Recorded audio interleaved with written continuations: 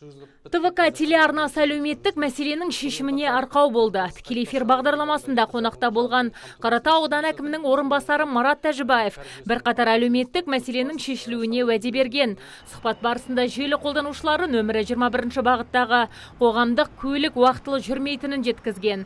Сондықтан жауаптылардың бұл мәселені аяқсыз қалдырмауын сұраған еді.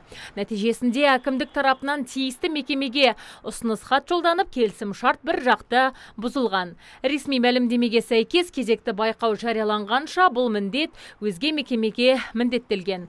Қазір аталған бағыттағы қоғамдық көліктің жұмысы әлдеқайда жақсарған.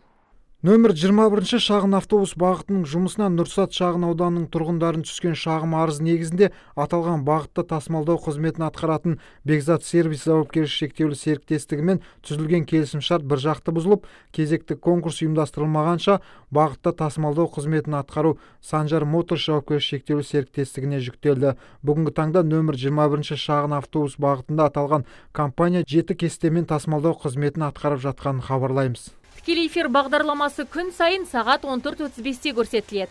Эфирге әкімдер, басқарма басшылары мен депутаттар шақыртылады. Сұхбат барысында тұрғындар күрмеу шешілмеген бір қатар мәселесін тікелей қоя алады.